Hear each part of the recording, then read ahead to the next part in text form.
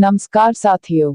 दिव्यांग सेवी एवं हिंदी के चर्चित युवा कवि, कथाकार, आलोचक व संपादक श्री गोलेंद्र पटेल जी मूर्धन्य आलोचक रामचंद्र शुक्ल का कविता क्या है निबंध रिकॉर्डिंग करने के लिए भेजे हैं, ताकि दिव्यांग मतलब दृष्टिबाधित, नेत्रहीन विद्यार्थीगण इसे सुन सकें। मैं निबंध का पाठ करने से पहले रामचंद्र शुक्ल के बारे में 2 शब्द कहना चाहती हूँ। समय न लेते हुए मैं निबंध का पाठ करती हूँ। निबंध का शीर्षक है आचार्य Ramchandra Shukla, the 11th of October 1884 ईस्वी, the 2nd of February 1941 ईस्वी। हिंदी आलोचक, निबंधकार, साहित्य इतिहासकार, कोशकार, अनुवादक, कथाकार और कवि थे। उनके द्वारा लिखी गई सर्वाधिक महत्वपूर्ण पुस्तक है हिंदी साहित्य का इतिहास, जिसके द्वारा आज भी काल निर्धारण एवं पाठ्यक्रम निर्माण में सहायता ली जाती है। हिंदी में पाठ आधारित वैज्ञानिक आलोचना का सूत्रपात भी उन्हीं के द्वारा हुआ। हिंदी निबंध के क्षेत्र में भी शुक्ल जी का महत्वपूर्ण योगदान है। आचार्य रामचंद्र शुक्ल का जन्म सन 1884 ईस्वी में बस्ती जिले के अगोना नामक गांव में हुआ था। इनकी माता जी का नाम विभाषी था और पिता पमचंद्रबली शुक्ल की नियुक्ति सदर कानूनगो के पद पर मिर्जापुर में हुई तो समस्त परिवार वहीं आकर रहने लगा। 1903 से 1908 तक आनंद कादम्बिनी के सहायक संपादक का कार्य किया। मौलिक कृतियां 3 प्रकार की हैं। आलोचनात्मक ग्रंथ, सूर, तुलसी, जायसी पर की गई आलोचनाएं, काव्य में रहस्यवाद, काव्य में अभिव्यंजनावाद, रसमीमांसा आदि शुक्ल जी की आलोचनात्मक रचनाएं हैं। निबंधात्मक ग्रंथ, उनके निबंध चिंतामणि नामक ग्रंथ के 2 भागों में संग्रहित हैं।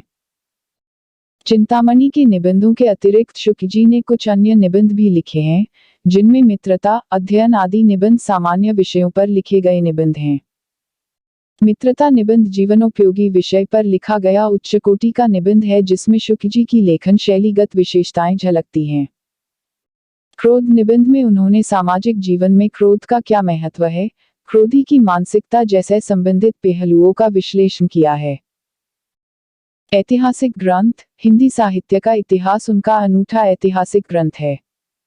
अनुदित कृतियां, शुक्ल जी की अनुदित कृतियां कई हैं। शशांक उनका बंगला से अनुवादित उपन्यास है। इसके अतिरिक्त उन्होंने अंग्रेजी से विश्व प्रपंच, आदर्श जीवन, मेघस्थनीज का भारतवर्षीय वर्णन, कल्पना का आनंद आदि रचनाओं का अनुवाद किया। आनंद कुमार शुक्ल द्वारा आचार्य रामचंद्र शुक्ल का अनुवाद कर्म नाम से रचित एक ग्रंथ में उनके अनुवाद कार्यों का विस्तृत विवरण दिया गया है। संपादित कृतियां, संपादित ग्रंथों में हिंदी शब्द सागर, नागरी प्रचारिणी पत्रिका, भ्रमरगीत सार, सूर, तुलसी, जायसी ग्रंथावली उल्लेखनीय है। समय न लेते हुए मैं निबंध का पाठ करती हूँ। निबंध का शीर्षक है कविता क्या है। मनुष्य अपने भावों, विचारों और व्यापारों को लिए दिए दूसरों के भावों, विचारों और व्यापारों के साथ कहीं मिलता और कहीं लड़ाता हुआ अंत तक चलता है और इसी को जीना कहता है। जिस अनंत रूपात्मक क्षेत्र में यह व्यवसाय चलता रहता है उसका नाम है जगत। जब तक कोई अपनी पृथक सत्ता की भावना को ऊपर किए इस क्षेत्र से नाना रूपों और व्यापारों को अपने योगक्षेम, हानि, लाभ, सुख दुख आदि से संबद्ध करके देखता रहता है, तब तक उसका हृदय एक प्रकार से बद्ध रहता है। इन रूपों और व्यापारों के सामने जब कभी वह अपनी पृथक सत्ता की धारणा से छूटकर अपने आप को बिल्कुल भूलकर विशुद्ध अनुभूति मात्र रह जाता है, तब वह मुक्त हृदय हो जाता है। जिस प्रकार आत्मा की मुक्तावस्था ज्ञानदशा कहलाती है, उसी प्रकार हृदय की यह मुक्तावस्था रसदशा कहलाती है। हृदय की इसी मुक्ति की साधना के लिए मनुष्य की वाणी जो शब्द विधान करती आई है उसे कविता कहते हैं। इस साधना को हम भावयोग कहते हैं और कर्मयोग और ज्ञानयोग का समकक्ष मानते हैं।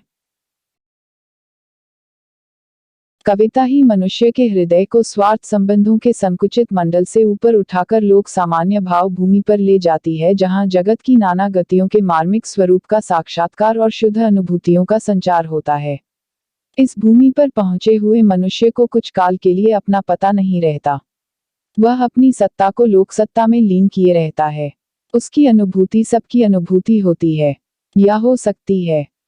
इस अनुभूति योग के अभ्यास से हमारे मनोविकारों का परिष्कार तथा शेष सृष्टि के साथ हमारे रागात्मक संबंध की रक्षा और निर्वाह होता है। जिस प्रकार जगत अनेक रूपात्मक है, उसी प्रकार हमारा हृदय भी अनेक भावात्मक है। इन अनेक भावों का व्यायाम और परिष्कार तभी समझा जा सकता है जबकि इन सबका प्रकृत सामंजस्य जगत के भिन्न भिन्न रूपों, व्यापारों या तथ्यों के साथ हो जाए। इन्हीं भावों के सूत्र से मनुष्य जाति जगत के साथ तादात्म्य का अनुभव चिरकाल से करती चली आई है। जिन रूपों और व्यापारों से मनुष्य आदिम युगों से ही परिचित है, जिन रूपों और व्यापारों को सामने पाकर वह नर जीवन के आरंभ से ही लुब्ध और क्षुब्ध होता आ रहा है, उनका हमारे भावों के साथ मूल या सीधा संबंध है। अतः काव्य के प्रयोजन के लिए हम उन्हें मूल रूप और मूल व्यापार कह सकते हैं। इस विशाल विश्व के प्रत्यक्ष से प्रत्यक्ष और गूढ़ से गूढ़ तथ्यों को भावों के विषय या आलंबन बनाने के लिए इन्हीं मूल रूपों और मूल व्यापारों में परिणत करना पड़ता है। जब तक वे इन मूल मार्मिक रूपों में नहीं लाए जाते तब तक उन पर काव्य दृष्टि नहीं पड़ती। वन, पर्वत, नदी, नाले, निर्झर, कछार, पटपर, चट्टान, वृक्ष, लता, झाड़ी, फूस, शाखा, पशु पक्षी, आकाश, मेघ, नक्षत्र, समुद्र इत्यादि ऐसे ही चिरसचर रूप हैं। खेत, धुरी, हल, झापड़े, चौपाए इत्यादि भी कुछ कम पुराने नहीं हैं। इसी प्रकार पानी का बहना, सूखे पत्तों का झड़ना, बिजली का चमकना, घटा का घेरना, नदी का उमड़ना, मेघ का बरसना, कुहरे का छाना, डर से भागना, लोभ से लपकना, छीनना, झपटना, नदी या दलदल से बांह पकड़कर निकालना, हाथ से खिलाना, आग में झोंकना, गला काटना ऐसे व्यापारों का भी मनुष्य जाति के भावों के साथ अत्यंत प्राचीन साहचर्य है। ऐसे आदिम रूप और व्यापारों में वंशानुगत वासना की दीर्घ परंपरा के प्रभाव से भावों के उद्बोधन की गहरी शक्ति संचित है।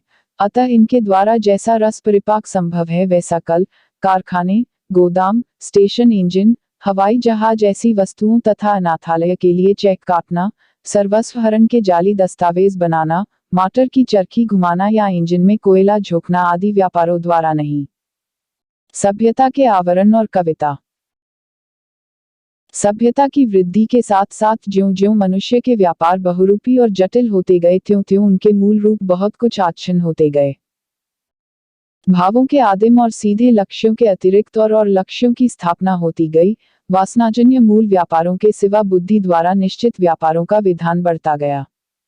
इस प्रकार बहुत से ऐसे व्यापारों से मनुष्य घिरता गया जिनके साथ उसके भावों का सीधा लगाव नहीं। जैसे आदि में भय का लक्ष्य अपने शरीर और अपनी संतति ही की रक्षा तक था, पर पीछे गाय, बैल, अन्न आदि की रक्षा आवश्यक हुई, यहाँ तक कि होते होते धन, मान, अधिकार, प्रभुत्व इत्यादि अनेक बातों की रक्षा की चिंता ने घर किया और रक्षा के उपाय भी वासनाजन्य प्रवृत्ति से भिन्न प्रकार के होने लगे। इसी प्रकार क्रोध, घृणा, लोभ आदि अन्य भावों के विषय भी अपने मूल रूपों से भिन्न रूप धारण करने लगे। कुछ भावों के विषय तो अमूर्त तक होने लगे, जैसे कीर्ति की लालसा। ऐसे भावों को ही बौद्ध दर्शन में अरूपराग कहते हैं। भावों के विषयों और उनके द्वारा प्रेरित व्यापारों में जटिलता आने पर भी उनका संबंध मूल विषयों और मूल व्यापारों से भीतर भीतर बना है और बराबर बना रहेगा। किसी का कुटिल भाई उसे संपत्ति से एकदम वंचित रखने के लिए वकीलों की सलाह से एक नया दस्तावेज तैयार करता है। इसकी खबर पाकर वह क्रोध से नाच उठता है। प्रत्यक्ष व्यवहारिक दृष्टि से तो उसके क्रोध का विषय है वह दस्तावेज या कागज का टुकड़ा, पर उस कागज के टुकड़े के भीतर वह देखता है कि उसे और उसकी संतति को अन्न वस्त्र न मिलेगा। उसके क्रोध का प्रकृत विषय न तो वह कागज का टुकड़ा है और न उस पर लिखे हुए काले काले अक्षर। ये तो सभ्यता के आवरण मात्र हैं। अतः उसके क्रोध में और उस कुत्ते के क्रोध में जिसके सामने का भोजन कोई दूसरा कुत्ता छीन रहा है, काव्य दृष्टि से कोई भेद नहीं है। भेद है केवल विषय के थोड़ा रूप बदल कर आने का। इसी रूप बदलने का नाम है सभ्यता। इस रूप बदलने से होता यह है कि क्रोध आदि को भी अपना रूप कुछ बदलना पड़ता है। वह भी कुछ सभ्यता के साथ अच्छे कपड़े लत्ते पहनकर समाज में आता है, जिससे मारपीट, छीन खसोट आदि भद्दे समझे जाने वाले व्यापारों का कुछ निवारण होता है। पर यह प्रच्छन्न रूप वैसा मर्मस्पर्शी नहीं हो सकता। इसी से इससे प्रच्छन्नता का उद्घाटन कवि कर्म का एक मुख्य अंग है। ज्यों ज्यों सभ्यता बढ़ती जाएगी त्यों त्यों कवियों के लिए यह काम बढ़ता जाएगा। मनुष्य के हृदय की वृत्तियों से सीधा संबंध रखने वाले रूपों और व्यापारों को प्रत्यक्ष करने के लिए उसे बहुत से पदों को हटाना पड़ेगा। इससे यह स्पष्ट है कि ज्यों ज्यों हमारी वृत्तियों पर सभ्यता के नए नए आवरण चढ़ते जाएंगे त्यों त्यों एक ओर तो कविता की आवश्यकता बढ़ती जाएगी, दूसरी ओर कवि कर्म कठिन होता जाएगा। ऊपर जिस क्रुद्ध व्यक्ति का उदाहरण दिया गया है वह यदि क्रोध से छुट्टी पाकर अपने भाई के मन में दया का संचार करना चाहेगा तो क्षोभ के साथ उससे कहेगा, भाई तुम यह सब इसीलिए न कर रहे हो कि तुम पक्की हवेली में बैठकर हलवा पूरी खाओ और मैं एक झोपड़ी में बैठा सूखे चने चबाऊं।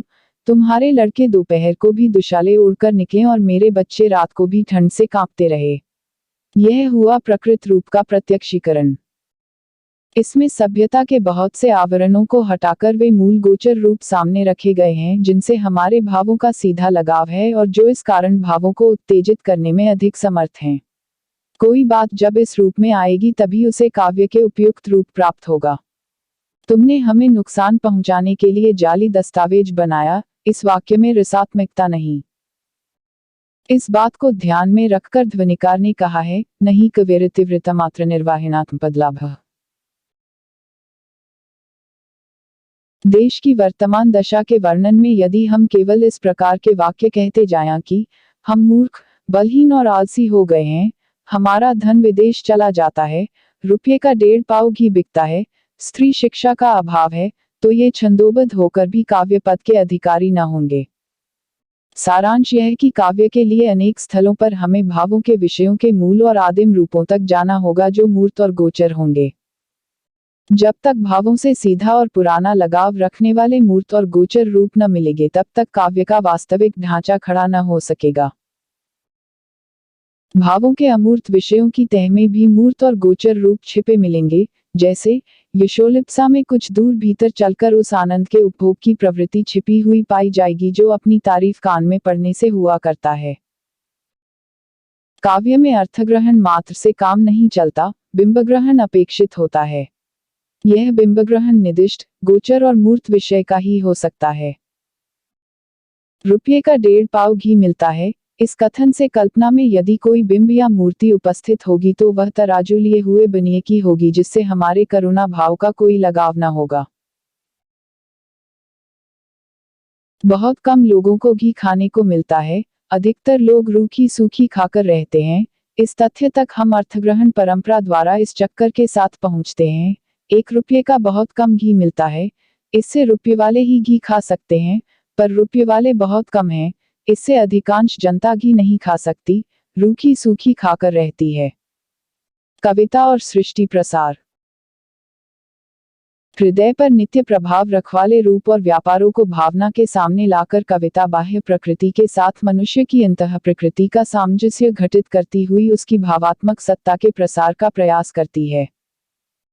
यदि अपने भावों को समेटकर मनुष्य अपने हृदय को शेष सृष्टि से किनारे कर ले या स्वार्थ की पशुवृत्ति में ही लिप्त रखे तो उसकी मनुष्यता कहाँ रहेगी।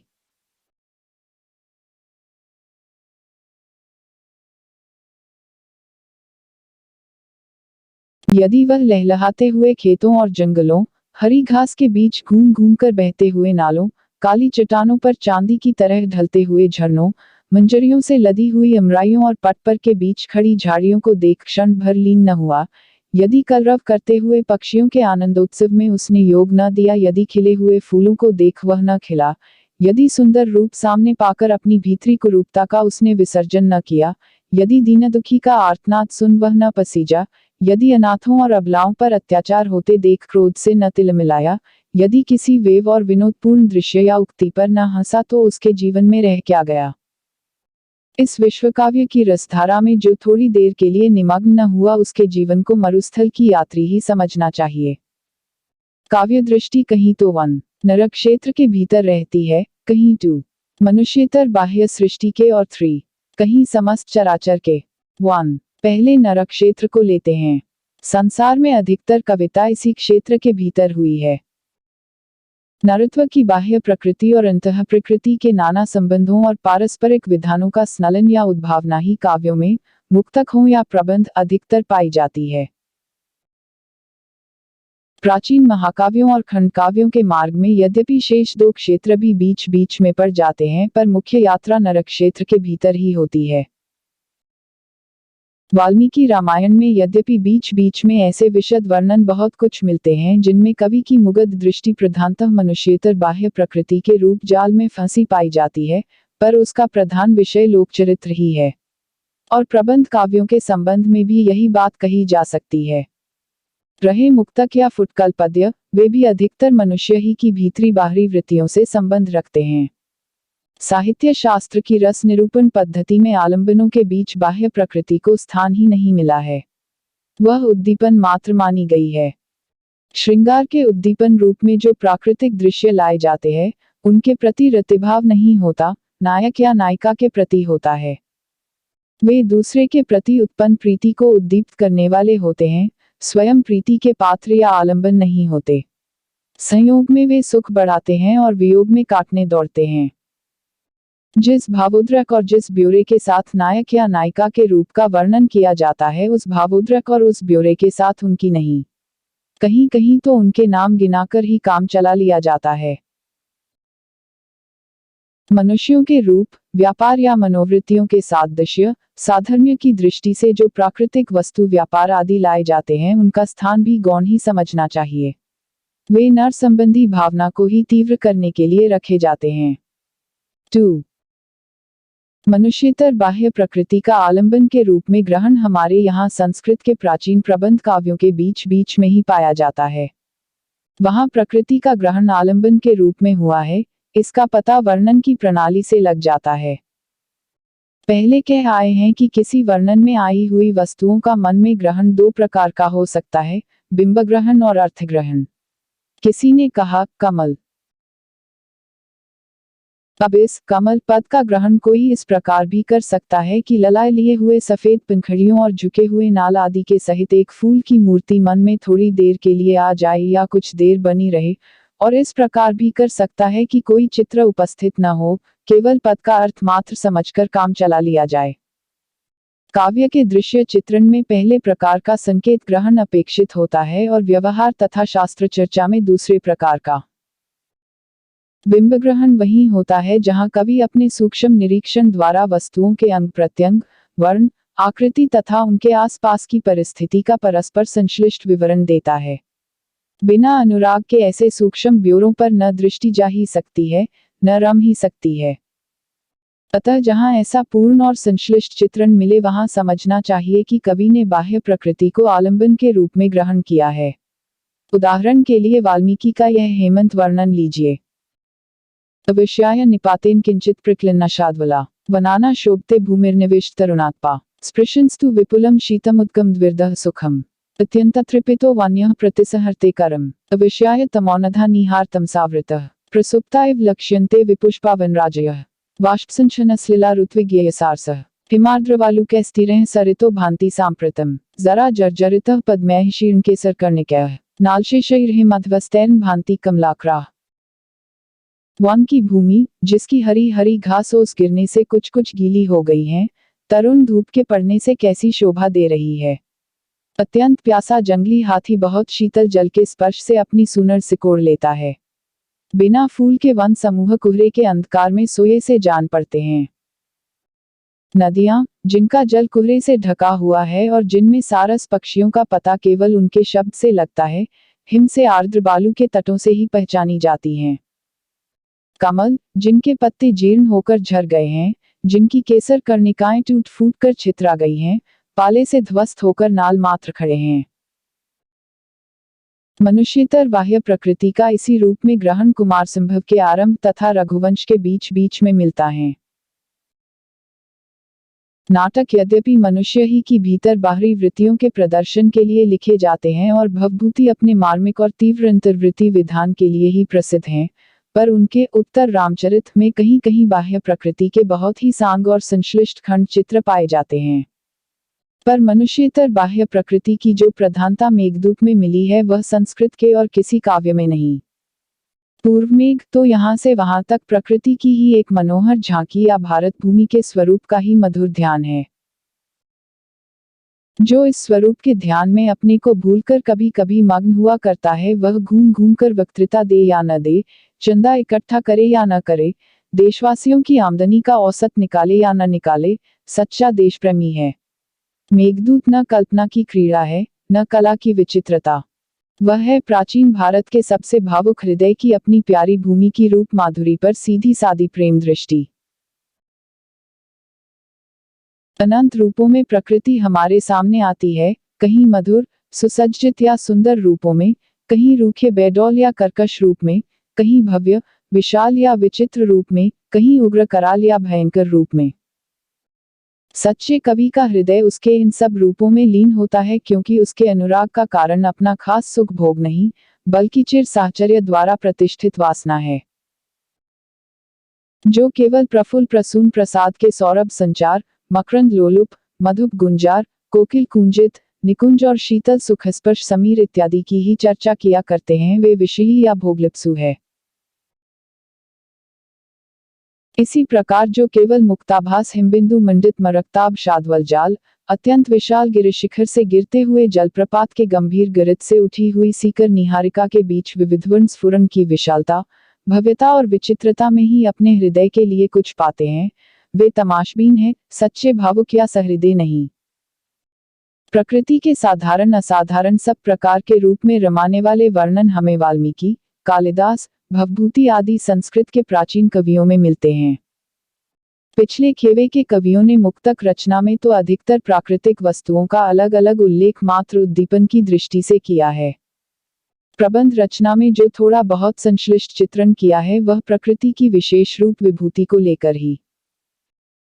अंग्रेजी के पिछले कवियों में वर्ड्सवर्थ की दृष्टि सामान्य, चिर परिचित, सीधे सादे प्रशांत और मधुर दृश्यों की ओर रहती थी, पर शैली की असाधारणा, भव्य और विशाल की ओर।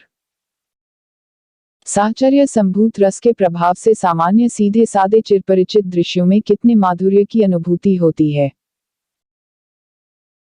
पुराने कवि कालिदास ने वर्षा के प्रथम जल से सिक्त तुरंत की ज्योति हुई धरती तथा उसके पास बिखरी हुई भोली चितवन वाली ग्राम वनिताओं में, साफ सुथरे ग्राम चैत्यों और कथा कोविंद ग्राम वृद्धों में इसी प्रकार के माधुर्य का अनुभव किया था। आज भी इसका अनुभव लोग करते हैं। बाल्य या कौमार अवस्था में जिस पेड़ के नीचे हम अपनी मंडली के साथ बैठा करते थे, चिड़चिड़ी बुढ़िया की जिस झोपड़ी के पास से होकर हम आते जाते थे, उसकी मधुर स्मृति हमारी भावना को बराबर लीन किया करती है। बुढ़ी की झोपड़ी में न कोई चमक दमक थी, न कला कौशल का वैचित्र्य। मिट्टी की दीवारों पर फूस का छप्पर पड़ा था, नींव के किनारे चढ़ी हुई मिट्टी पर सत्यानाशी के नीलाभ हरित कटीले कटावदार पौधे खड़े थे, जिनके पीले फूलों के गोल संपुटों के बीच लाल लाल बिंदियां झलकती थीं। सारांश यह कि केवल असाधारणत्व की रुचि सच्ची सहृदयता की पहचान नहीं है। शोभा और सौंदर्य की भावना के साथ जिनमें मनुष्य जाति के उस समय के पुराने सहचरों की वंशपरंपरागत स्मृति वासना के रूप में बनी हुई है, जब वह प्रकृति के खुले क्षेत्र में विचरती थी, वे ही पूरे सहृदय या भावुक कहे जा सकते हैं। वन्य और ग्रामीण दोनों प्रकार के जीवन प्राचीन है, दोनों पेड़ पौधों, पशु पक्षियों, नदी नालों और पर्वत मैदानों के बीच व्यतीत होते हैं, अतः प्रकृति के अधिक रूपों के साथ संबंध रखते हैं। हम पेड़ पौधों और पशु पक्षियों के संबंध तोड़कर बड़े बड़े नगरों में आ बसे, पर उनके बिना रहा नहीं जाता। हम उन्हें हर वक्त पास न रखकर एक घेरे में बंद करते हैं और कभी कभी मन बहलाने के लिए उनके पास चले जाते हैं। हमारा साथ उनसे भी छोड़ते नहीं बनता। कबूतर हमारे घर के छज्जों के नीचे सुख से सोते हैं, गौरे हमारे घर के भीतर आ बैठते हैं, बिल्ली अपना हिस्सा या तो म्याव म्याव करके मांगती है या चोरी से ले जाती है, कुत्ते घर की रखवाली करते हैं, और वासुदेव जी कभी कभी दीवार फोड़कर निकल पड़ते हैं। बरसात के दिनों में जब सुर्खी चूने की कड़ाई की परवाह न कर हरी हरी घास पुरानी छत पर निकलने लगती है, तब हमें उसके प्रेम का अनुभव होता है। वह मानो हमें ढूंढती हुई आती है और कहती है कि तुम हमसे क्यों दूर दूर भागे फिरते हो। कोट जो केवल अपने विलास या शरीर सुख की सामग्री ही प्रकृति में ढूंढा करते हैं, उनमें उस रागात्मक सत्व की कमी है जो व्यक्त सत्ता मात्र के साथ एकता की अनुभूति में लीन करके हृदय के व्यापकत्व का आभास देता है। संपूर्ण सत्ताएं एक ही परम सत्ता और संपूर्ण भाव एक ही परम भाव के अंतर्भूत है। अतः बुद्धि की क्रिया से हमारा ज्ञान जिस अद्वैत भूमि पर पहुंचता है, उसी भूमि तक हमारा भावात्मक हृदय भी इस सत्व रस के प्रभाव से पहुंचता है। इस प्रकार अंत में जाकर दोनों पक्षों की वृत्तियों का समन्वय हो जाता है। इस समन्वय के बिना मनुष्यत्व की साधना पूरी नहीं हो सकती है। मार्मिक तथ्य। मनुष्येतर प्रकृति के बीच के रूप व्यापार कुछ भीतरी भावों या तथ्यों की भी व्यंजना करते हैं। पशु पक्षियों के सुख दुख, हर्ष विषाद, राग द्वेष, तोष क्षोभ, कृपा क्रोध इत्यादि भावों की व्यंजना जो उनकी आकृति, चेष्टा, शब्द आदि से होती है, वह तो प्रायः बहुत प्रत्यक्ष होती है। कवियों के उन पर अपने भावों का आरोप करने की आवश्यकता प्रायः नहीं होती। तथ्यों का आरोप या संभावना अलबत्त वे कभी कभी किया करते हैं, पर इस प्रकार का आरोप कभी कभी कथन को काव्य के क्षेत्र से घसीटकर सूक्ति या सुभाषित के क्षेत्र में डाल देता है। जैसे कौवे सवेरा होते ही क्यों चिल्लाने लगते हैं। वे समझते हैं कि सूर्य अंधकार का नाश करता बड़ा आ रहा है, कहीं धोखे में हमारा भी नाश न कर दे। यह सूक्ति मात्र है, काव्य नहीं। जहां तथ्य केवल आरोपित या संभावित रहते हैं, वहां वे अलंकार रूप में ही रहते हैं। पर जिन तथ्यों का आभास हमें पशु पक्षियों के रूप, व्यापार या परिस्थिति में ही मिलता है, वे हमारे भावों के विषय वास्तव में हो सकते हैं। मनुष्य सारी पृथ्वी छींकता चला जा रहा है। जंगल कट कट कर खेत, गांव और नगर बनते चले जा रहे हैं। पशु पक्षियों का भाग छिनता चला जा रहा है। उनके सब ठिकानों पर हमारा निष्ठुर अधिकार होता चला जा रहा है।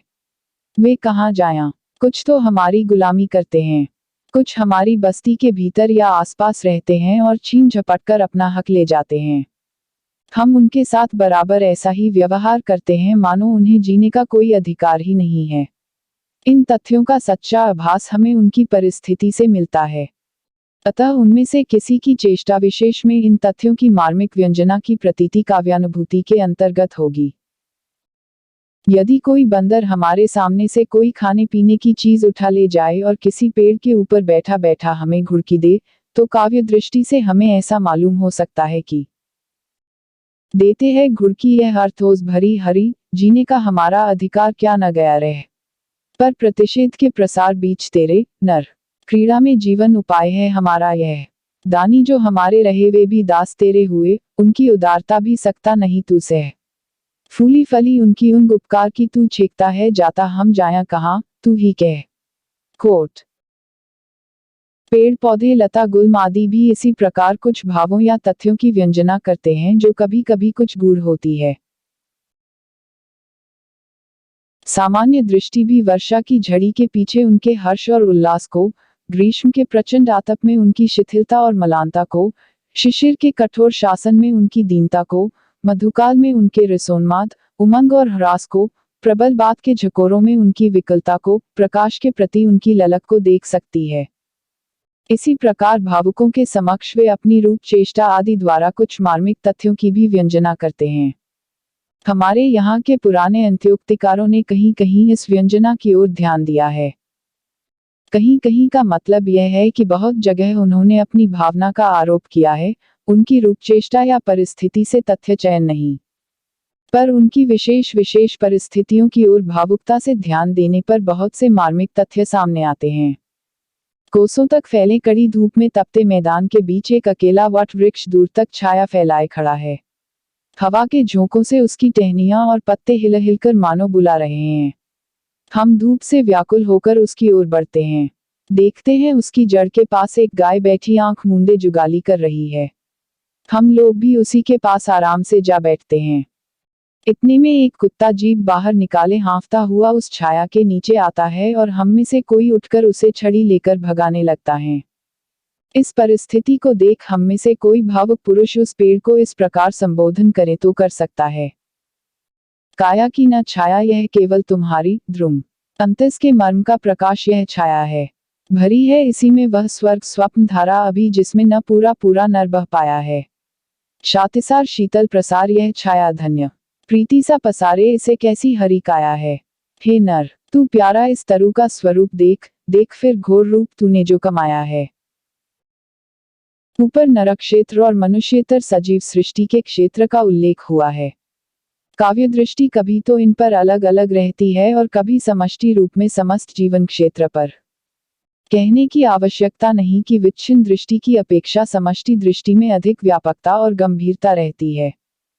काव्य का अनुशीलन करने वाले मात्र जानते हैं कि काव्य दृष्टि सजीव सृष्टि तक ही बद्ध नहीं रहती, वह प्रकृति के उस भाग की ओर भी जाती है जो निर्जीव या जड़ कहलाती है। भूमि, पर्वत, चट्टान, नदी, नाले, टीले, मैदान, समुद्र, आकाश, मेघ, नक्षत्र इत्यादि की रूप गति आदि से भी हम सौंदर्य, माधुर्य, भीषणता, भव्यता, विचित्रता, उदासी, उदारता, संपन्नता इत्यादि की भावना प्राप्त करते हैं। कड़कड़ाती धूप के पीछे उमड़ती हुई घटा की श्यामल स्निग्धता और शीतलता का अनुभव मनुष्य क्या पशु पक्षी, पेड़ पौधे तक करते हैं। अपने इधर उधर हरी भरी लहलहाती प्रफुल्लता का विधान करती हुई नदी की अविराम जीवन धारा में हम द्रवीभूत औदार्य का दर्शन करते हैं। पवन की ऊंची चोटियों में विशालता और भव्यता का, वातविलोड़ित जल प्रसार में क्षोभ और आकुलता का, विकीर्ण घन खंड मंडित रश्मि रंजित सांध्य दिग्जल में चमत्कारपूर्ण सौंदर्य का, ताप से तिलमिलाती धरा पर धूल झोंकते हुए अंधड़ के प्रचंड झोंकों में उग्रता और उच्छृंखलता का, बिजली की कपाने वाली कड़क और ज्वालामुखी के ज्वलंत स्फोट में भीषणता का आभास मिलता है। ये सब विश्वरूपी महाकाव्य की भावनाएं या कल्पनाएं हैं। स्वार्थभूमि से परे पहुंचे हुए सच्चे अनुभूति योगी या कवि इनके दृष्टा मात्र होते हैं। जड़ जगत के भीतर पाए जाने वाले रूप, व्यापार या परिस्थितियां अनेक मार्मिक तथ्यों की भी व्यंजना करती है। जीवन में तथ्यों के साथ उनके साम्य का बहुत अच्छा मार्मिक उद्घाटन कहीं कहीं हमारे यहाँ के अन्योक्तिकारों ने किया है। जैसे इधर नरक क्षेत्र के बीच देखते हैं तो सुख समृद्धि और संपन्नता की दशा में दिन रात घेरे रहने वाले, स्तुति का खासा कोलाहल खड़ा करने वाले, विपत्ति और दुर्दिन में पास नहीं फिटकते, उधर जड़ जगत के भीतर देखते हैं तो भरे हुए सरोवर के किनारे जो पक्षी बराबर कलरव करते रहते हैं वे उसके सूखने पर अपना अपना रास्ता लेते हैं। कोलाहल सुनी खगन के, सरवर जनी अनुरागी, ये सब स्वार्थ के सखा, दुर्दिन दय हैं त्यागी। दुर्दिन दय हैं त्यागी, तोए तेरो जब जय, दूरही ते तजियास, पास को नहीं है। इसी प्रकार सूक्ष्म और मार्मिक दृष्टि वालों को और गूढ़ व्यंजना भी मिल सकती है। अपने इधर उधर हरियाली और प्रफुल्लता को विधान करने के लिए यह आवश्यक है कि नदी कुछ काल तक एक बंधी हुई मर्यादा के भीतर बहती रहे। वर्षा की उमड़ी हुई उच्छृंखलता में पोषित हरियाली और प्रफुल्लता का ध्वंस सामने आता है, पर यह उच्छृंखलता और ध्वंस अल्पकालिक होता है और इसके द्वारा आगे के लिए पोषण की नई शक्ति का संचय होता है। उच्छृंखलता नदी की स्थायी वृत्ति नहीं है। नदी के इस स्वरूप के भीतर सूक्ष्म मार्मिक दृष्टि लोकगति के स्वरूप का साक्षात्कार करती है। लोकजीवन की धारा जब एक बंधे मार्ग पर कुछ काल तक अबाध गति से चलने पाती है तभी सभ्यता के किसी रूप का पूर्ण विकास और उसके भीतर सुख शांति की प्रतिष्ठा होती है। जब जीवन प्रवाह क्षीण और अशक्त पड़ने लगता है और गहरी विपस्ता आने लगती है तब नई शक्ति का प्रवाह फूट पड़ता है जिसके वेग की उच्छृंखलता के सामने बहुत कुछ ध्वंस भी होता है, पर यह उच्छृंखल वेग जीवन का या जगत का नित्य स्वरूप नहीं है। 3 पहले कहा जा चुका है कि नरक क्षेत्र के भीतर वध रहने वाली काव्य दृष्टि की अपेक्षा संपूर्ण जीवन क्षेत्र और समस्त चराचर के क्षेत्र से मार्मिक तथ्यों का चयन करने वाली दृष्टि उत्तरोत्तर अधिक व्यापक और गंभीर कही जाएगी। जब कभी हमारी भावना का प्रसार इतना विस्तीर्ण और व्यापक होता है कि हम अनंत व्यक्त सत्ता के भीतर नरसत्ता के स्थान का अनुभव करते हैं तब हमारी पार्थिव बुद्धि का परिहार हो जाता है। उस समय हमारा हृदय ऐसी उच्च भूमि पर पहुंचता रहता है जहां उसकी वृत्ति प्रशांत और गंभीर हो जाती है, उसकी अनुभूति का विषय ही कुछ बदल जाता है। तथ्य चाहे नरक क्षेत्र के ही हों, चाहे अधिक व्यापक क्षेत्र के हों, कुछ प्रत्यक्ष होते हैं और गूढ़। जो तथ्य हमारे किसी भाव को उत्पन्न करे उसे उस भाव का आलंबन कहना चाहिए। ऐसे रसात्मक तथ्य आरंभ में ज्ञानेंद्रियां उपस्थित करती हैं। फिर ज्ञानेंद्रियों द्वारा प्राप्त सामग्री से भावना या कल्पना उनकी योजना करती है। अतः यह कहा जा सकता है कि ज्ञान ही भावों के संचार के लिए मार्ग खोलता है। ज्ञान प्रसार के भीतर ही भाव प्रसार होता है। आरंभ में मनुष्य की चेतन सत्ता अधिकतर इंद्रियज ज्ञान की समष्टि के रूप में ही रही। फिर ज्यों-ज्यों अंतःकरण का विकास होता गया और सभ्यता बढ़ती गई, त्यों-त्यों मनुष्य का ज्ञान बुद्धि व्यवसायत्मक होता गया। अब मनुष्य का ज्ञान क्षेत्र बुद्धि व्यवसायत्मक या विचारात्मक होकर बहुत ही विस्तृत हो गया है। अतः उसके विस्तार के साथ हमें अपने हृदय का विस्तार भी बढ़ाना पड़ेगा। विचारों की क्रिया से, वैज्ञानिक विवेचन और अनुसंधान द्वारा उद्घाटित परिस्थितियों और तथ्यों के मर्मस्पर्शी पक्ष का मूर्त और सजीव चित्रण भी, उसका इस रूप में प्रत्यक्षीकरण भी कि वह हमारे किसी भाव का आलंबन हो सके, कवियों का काम और उच्च काव्य एक लक्षण होगा। कहने की आवश्यकता नहीं कि इन तथ्यों और परिस्थितियों के मार्मिक रूप न जाने कितनी बातों की तह में छिपे होंगे। काव्य और व्यवहार। भावों या मनोविकारों के विवेचन में हम कह चुके हैं कि मनुष्य को कर्म में प्रवृत्त करने वाली मूल वृत्ति भावात्मिका है। केवल तर्क बुद्धि या विवेचना के बल से हम किसी कार्य में प्रवृत्त नहीं होते। जहां जटिल बुद्धि व्यापार के अनंतर किसी कर्म का अनुष्ठान देखा जाता है, वहां भी तह में कोई भाव या वासना छिपी रहती है। चाणक्य जिस समय अपनी नीति की सफलता के लिए किसी निष्ठुर व्यापार में प्रवृत्त दिखाई पड़ता है, उस समय वह दया, करुणा आदि सब मनोविकारों या भावों से परे दिखाई पड़ता है। पर थोड़ा अंतर्दृष्टि गड़ाकर देखने से कौटिल्य को नचाने वाली डोर का छोर भी अंतःकरण के रागात्मक खंड की ओर मिलेगा। प्रतिज्ञा पूर्ति की आनंद भावना और नंदवंश के प्रति क्रोध या वैर की वासना बारी बारी से उस डोर को हिलाती हुई मिलेंगी। अर्वाचीन राष्ट्रनीति के गुरु घंटाल जिस समय अपनी किसी गहरी चाल से किसी देश की निरपराध जनता का सर्वनाश करते हैं, उस समय वे दया आदि दुर्बलताओं से निर्लिप्त केवल बुद्धि के कठपुतले दिखाई पड़ते हैं। पर उनके भीतर यदि छानबीन की जाए तो कभी अपने देशवासियों के सुख की उत्कंठा, कभी अन्य जाति के प्रति घोर विद्वेष, कभी अपनी जातीय श्रेष्ठता का नया या पुराना घमंड इशारे करता हुआ मिलेगा। बात यह है कि केवल इस बात को जानकर ही हम किसी काम को करने या न करने के लिए तैयार नहीं होते कि वह काम अच्छा है या बुरा, लाभदायक है या हानिकारक। जब उसकी या इसके परिणाम की कोई ऐसी बात हमारी भावना में आती है जो आह्लाद, क्रोध, करुणा, भय, उत्कंठा आदि का संचार कर देती है, तभी हम उस काम को करने या न करने के लिए उद्यत होते हैं। शुद्ध ज्ञान या विवेक में कर्म की उत्तेजना नहीं होती। कर्म प्रवृत्ति के लिए मन में कुछ वेग का आना आवश्यक है। यदि किसी जनसमुदाय के बीच कहा जाए कि अमुक देश तुम्हारा इतना रुपया प्रतिवर्ष उठा ले जाता है, तो संभव है कि उस पर कुछ प्रभाव न पड़े। पर यदि दारिद्र्य और अकाल का भीषण और करुण दृश्य दिखाया जाए, पेट की ज्वाला से जले हुए कंकाल कल्पना के सम्मुख रखे जाएं और भूख से तड़पते हुए बालक के पास बैठी हुई माता का आर्त क्रंदन सुनाया जाए, तो बहुत से लोग क्रोध और करुणा से व्याकुल हो उठेंगे और इस दशा को दूर करने का यदि उपाय नहीं तो संकल्प अवश्य करेंगे। पहले ढंग की बात कहना राजनीतिज्ञ या अर्थशास्त्री का काम है और पिछले प्रकार का दृश्य भावना में लाना कवि का। अतः यह सधारणा की काव्य व्यवहार का बाधक है, उसके अनुशीलन से अकर्मण्यता आती है, ठीक नहीं। कविता तो भावप्रसार द्वारा कर्मण्य के लिए कर्म क्षेत्र का और विस्तार कर देती है। उक्त धारणा का आधार यदि कुछ हो सकता है तो यही कि जो भावुक या सहृदय होते हैं, अथवा काव्य के अनुशीलन से जिनके भाव प्रसार का क्षेत्र विस्तृत हो जाता है, उनकी वृत्तियां उतनी स्वार्थबद्ध नहीं रह सकती। कभी कभी वे दूसरों का जी दुखने के डर से, आत्मगौरव, कुलगौरव या जाति गौरव के ध्यान से, अथवा जीवन के किसी पक्ष की उत्कंठ भावना में मौन होकर अपने लाभ के कर्म में अतत्पर या उससे विरत देखे जाते हैं। अतः अथोम से हृष्ट, स्वकार्य साधित के अनुयायी काशी के ज्योतिषी और कर्मकांडी, कानपुर के बनिए और दलाल, कचहरियों के अमले और मुख्तार, ऐसों का कार्य भ्रंशकारी मूर्ख, निरे निठल्ले या खबत उल हवास समझ सकते हैं।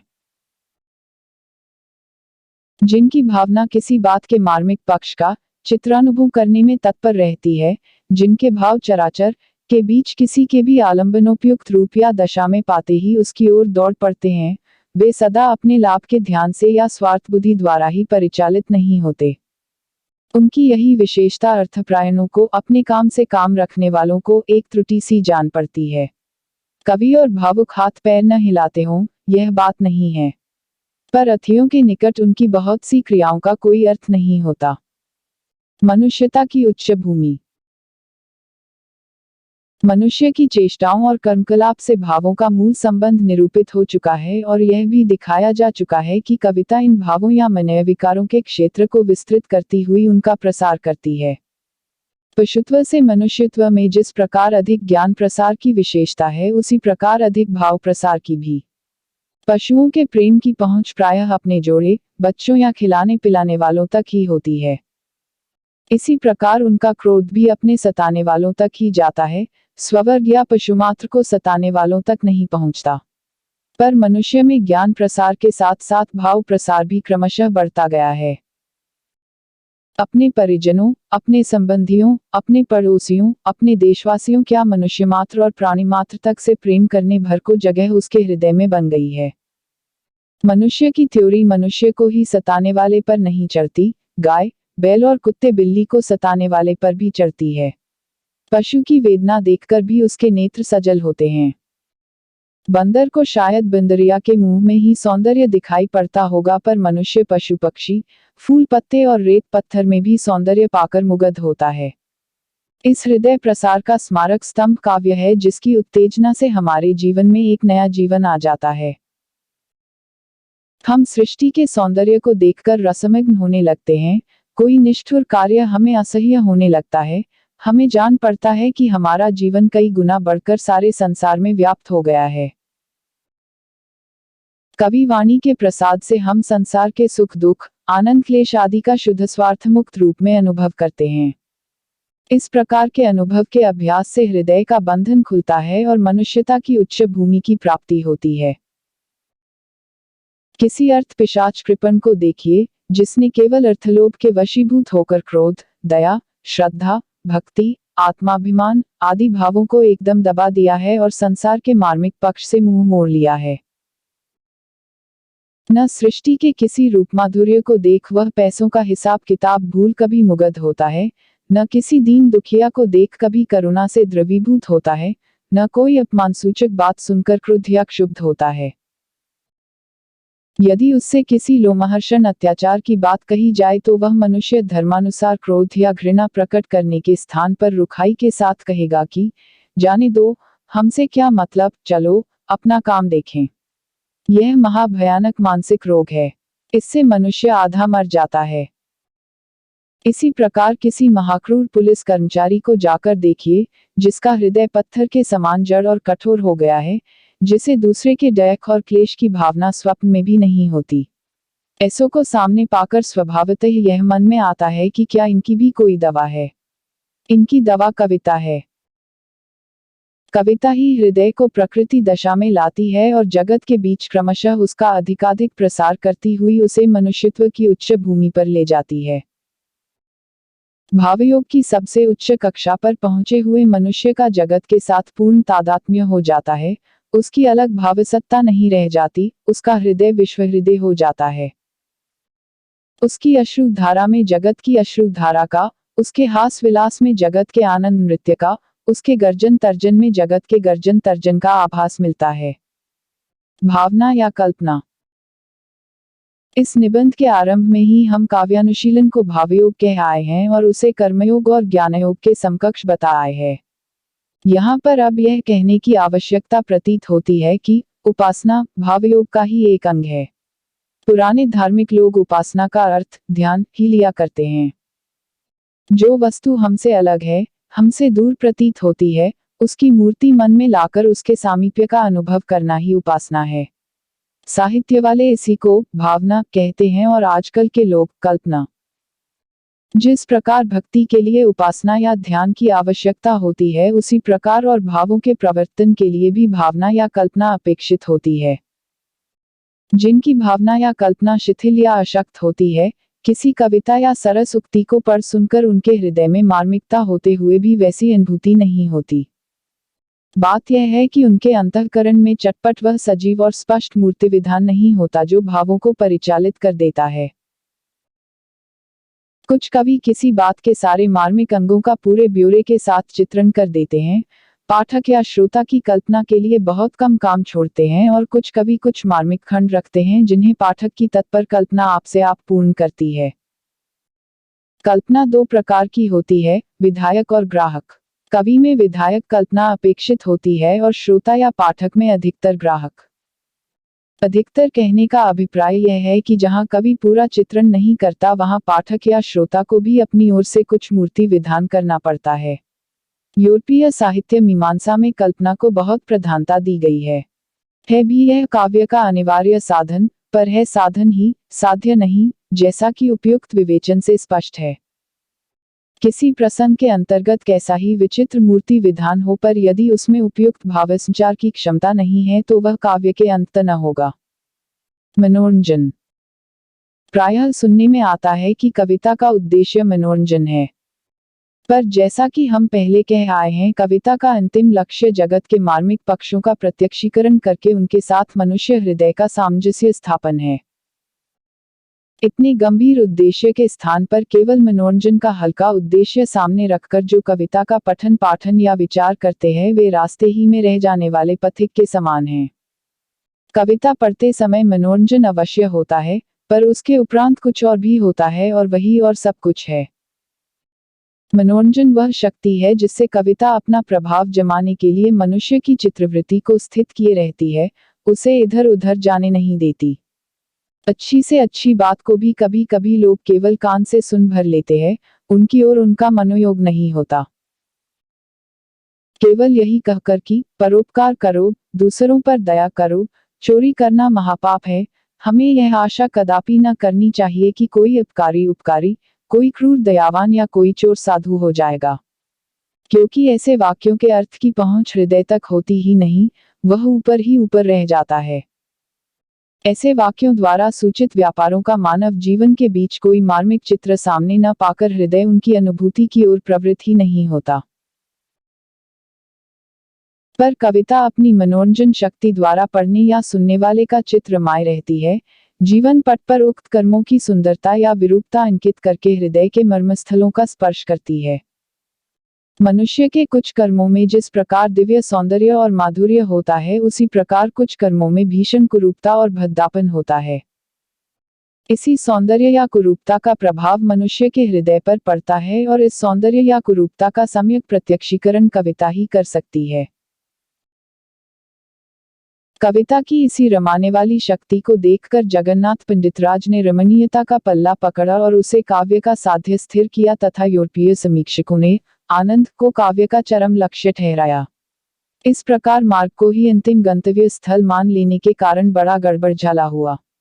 मनोरंजन या आनंद तो बहुत सी बातों में हुआ करता है। किस्सा कहानी सुनने में भी तो पूरा मनोरंजन होता है, लोग रात रात भर सुनते रह जाते हैं। पर क्या कहानी सुनना और कविता सुनना एक ही बात है?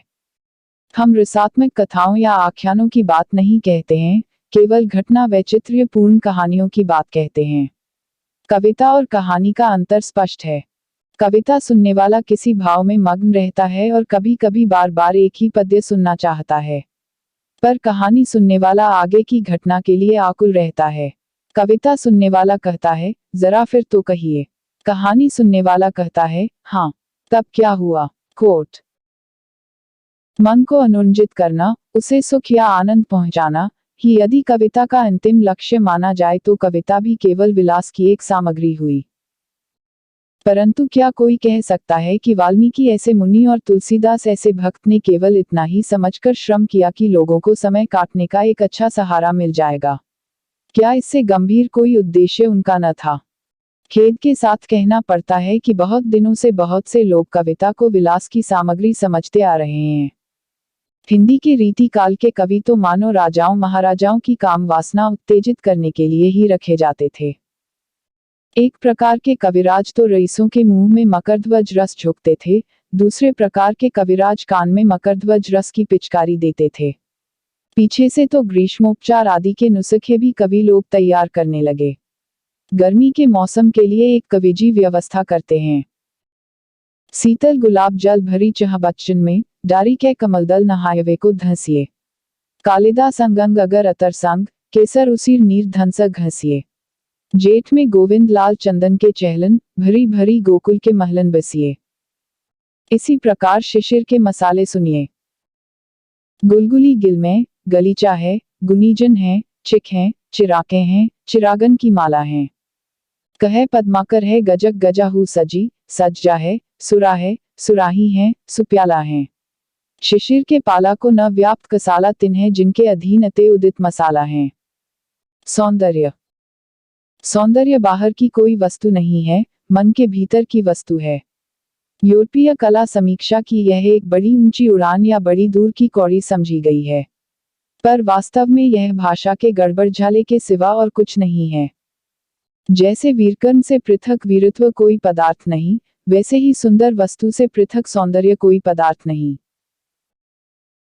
कुछ रूप रंग की वस्तुएं ऐसी होती है जो हमारे मन में आते ही थोड़ी देर के लिए हमारी सत्ता पर ऐसा अधिकार कर लेती हैं कि उसका ज्ञान ही हवा हो जाता है और हम उन वस्तुओं की भावना के रूप में ही परिणत हो जाते हैं।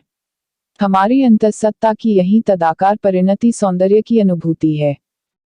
इसके विपरीत कुछ रूप रंग की वस्तुएं ऐसी होती हैं जिनकी प्रतीति या जिनकी भावना हमारे मन में कुछ देर टिकने ही नहीं पाती और एक मानसिक आपत्ति सी जान पड़ती है। जिस वस्तु के प्रत्यक्ष ज्ञान या भावना से तदाकार परिणति जितनी ही अधिक होगी उतनी ही वह वस्तु हमारे लिए सुंदर कही जाएगी। इस विवेचन से स्पष्ट है कि भीतर बाहर का भेद व्यर्थ है। जो भीतर है वही बाहर है। यही बाहर हंसता खेलता, रोता गाता, खिलता मुरझाता जगत भीतर भी है जिसे हम मन कहते हैं। जिस प्रकार यह जगत रूपमय और गति में है उसी प्रकार मन भी रूप गति का संघात ही है। रूप मन और इंद्रियों द्वारा संघटित है या मन और इंद्रियां रूपों द्वारा, इससे यहाँ प्रयोजन नहीं। हमें तो केवल यही कहना है कि हमें अपने मन का और अपनी सत्ता का बोध रूपात्मक ही होता है। किसी वस्तु के प्रत्यक्ष ज्ञान या भावना से हमारी अपनी सत्ता के बोध का जितना ही अधिक तिरुभाव और हमारे मन की उस वस्तु के रूप में जितनी ही पूर्ण परिणति होगी उतनी ही बढ़ी हुई हमारी सौंदर्य की अनुभूति कही जाएगी। जिस प्रकार की रूपरेखा या वर्णविन्यास से किसी की तदाकार परिणति होती है उसी प्रकार की रूपरेखा या वर्णविन्यास उसके लिए सुंदर है।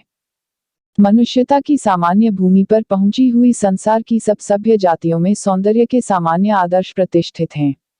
भेद अधिकतर अनुभूति की मात्रा में पाया जाता है। न सुंदर को कोई एक बारगी कुरूप कहता है और न बिल्कुल कुरूप को सुंदर। जैसा कि कहा जा चुका है, सौंदर्य का दर्शन मनुष्य ही में नहीं करता है, प्रत्युत पल्लव गुम्फित पुष्पहास में, पक्षियों के पक्षजाल में, सिंधुराम सांध्य दिग्जल के हिरण्य मेखला मंडित घनखंड में, तुषारावृत तुंग गिरी शिखर में, चंद्रकिरण से झलझलाते निर्झर में और न जाने कितनी वस्तुओं में वह सौंदर्य की झलक पाता है। जिस सौंदर्य की भावना में मग्न होकर मनुष्य अपनी पृथक सत्ता की प्रतीति का विसर्जन करता है वह अवश्य एक दिव्य विभूति है। भक्त लोग अपनी उपासना या ध्यान में इसी विभूति का अवलंबन करते हैं। तुलसी और सूर ऐसे सगुणोपासक भक्त राम और कृष्ण की सौंदर्य भावना में मग्न होकर ऐसी मंगल दशा का अनुभव कर गए हैं जिसके सामने कैवल्य या मुक्ति की कामना का कहीं पता नहीं लगता। कविता केवल वस्तुओं के ही रंग रूप के सौंदर्य की छटा नहीं दिखाती, प्रत्युत कर्म और मनोवृत्ति के सौंदर्य के भी अत्यंत मार्मिक दृश्य सामने रखती है। वह जिस प्रकार विकसित कमल, रमणी के मुखमंडल आदि का सौंदर्य मन में लाती है उसी प्रकार उदारता, वीरता, त्याग, दया, प्रेमोत्कर्ष इत्यादि कर्मों और मनोवृत्तियों का सौंदर्य भी मन में जमाती है। जिस प्रकार वह शव को नोचते हुए कुत्तों और श्रृगालों के विभत्स व्यापार की झलक दिखाती है उसी प्रकार क्रूरों की हिंसावृत्ति और दुष्टों की ईर्ष्या आदि की कुरूपता से भी क्षुब्ध करती है। इस कुरूपता का अवस्थान सौंदर्य की पूर्ण और स्पष्ट अभिव्यक्ति के लिए ही समझना चाहिए। जिन मनावृत्तियों का अधिकतर बुरा रूप हम संसार में देखा करते हैं उनका भी सुंदर रूप कविता ढूंढकर दिखाती है। दशवदन निधनकारी राम के क्रोध के सौंदर्य पर कौन मोहित न होगा। जो कविता रमणी के रूप माधुर्य से हमें तृप्त करती है वही उसकी अंतर्वृत्ति की सुंदरता का आभास देकर हमें मुग्ध करती है। जिस बंकिम की लेखनी ने गढ़ पर बैठी हुई राजकुमारी तिलोत्तमा के अंग प्रत्यंग की सुषमा को अंकित किया है, उसी ने नवाब नंदिनी आयशा के अंतस की अपूर्व सात्विकी ज्योति की झलक दिखाकर पाठकों को चमत्कृत किया है। जिस प्रकार बाह्य प्रकृति के बीच वन, पर्वत, नदी, निर्झर आदि की रूप विभूति से हम सौंदर्य मग्न होते हैं, उसी प्रकार अंतः प्रकृति में दया, दाक्षिण्य, श्रद्धा, भक्ति आदि वृत्तियों की स्निग्ध शीतल आभा में सौंदर्य लहराता हुआ पाते हैं। यदि कहीं बाह्य और आभ्यंतर दोनों सौंदर्यों का योग दिखाई पड़े तो फिर क्या कहना है। यदि किसी अत्यंत सुंदर पुरुष की धीरता, वीरता, सत्यप्रियता आदि अथवा किसी अत्यंत रूपवती स्त्री की सुशीलता, कोमलता और प्रेम परायणता आदि भी सामने रख दी जाए तो सौंदर्य की भावना सर्वांगपूर्ण हो जाती है। सुंदर और कुरूप काव्य में बस यही दो पक्ष हैं। भला बुरा, शुभ अशुभ, पाप पुण्य, मंगल अमंगल, उपयोगी अनुपयोगी, ये सब शब्द काव्य क्षेत्र के बाहर के हैं। ये नीति, धर्म, व्यवहार, अर्थशास्त्र आदि के शब्द हैं। शुद्ध काव्य क्षेत्र में न कोई बात भली कही जाती है, न बुरी, न शुभ न अशुभ, न उपयोगी न अनुपयोगी। सब बातें केवल दो रूपों में दिखाई जाती हैं, सुंदर और असुंदर। जिसे धार्मिक शुभ या मंगल कहता है, कवि उसके सौंदर्य पक्ष पर आप ही मुग्ध रहता है और दूसरों को भी मुग्ध करता है। जिसे धर्मज्ञ अपनी दृष्टि के अनुसार शुभ या मंगल समझता है, उसी को कवि अपनी दृष्टि के अनुसार सुंदर कहता है। दृष्टिभेद अवश्य है। धार्मिक की दृष्टि जीव के कल्याण, परलोक में सुख, भवबंधन से मोक्ष आदि की ओर रहती है, पर कवि की दृष्टि इन सब बातों की ओर नहीं रहती। वह उधर देखता है जिधर सौंदर्य दिखाई पड़ता है।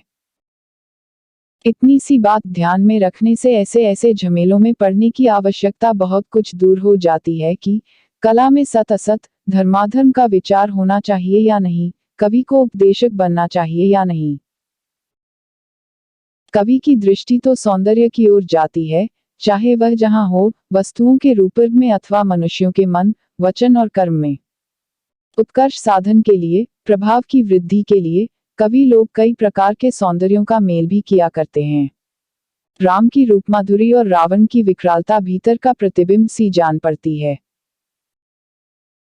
मनुष्य के भीतरी बाहरी सौंदर्य के साथ चारों ओर की प्रकृति के सौंदर्य को भी मिला देने से वर्णन का प्रभाव कभी कभी बहुत बढ़ जाता है। चित्रकूट ऐसे रम्य स्थान में राम और भरत ऐसे रूपवानों की रम्य अंतः प्रकृति की छटा का क्या कहना है। चमत्कारवाद। काव्य के संबंध में चमत्कार, अनूठापन आदि शब्द बहुत दिनों से लाए जाते हैं। चमत्कार मनोरंजन की सामग्री है, इसमें संदेह नहीं। इससे जो लोग मनोरंजन को ही काव्य का लक्ष्य समझते हैं, वे यदि कविता में चमत्कार ही ढूंढा करें तो कोई आश्चर्य की बात नहीं। पर जो लोग इससे ऊंचा और गंभीर लक्ष्य समझते हैं, वे चमत्कार मात्र को काव्य नहीं मान सकते। चमत्कार से हमारा अभिप्राय यहाँ प्रस्तुत वस्तु के अद्भुतत्व या वैलक्षण्य से नहीं, जो अद्भुत रस के आलंबन में होना है।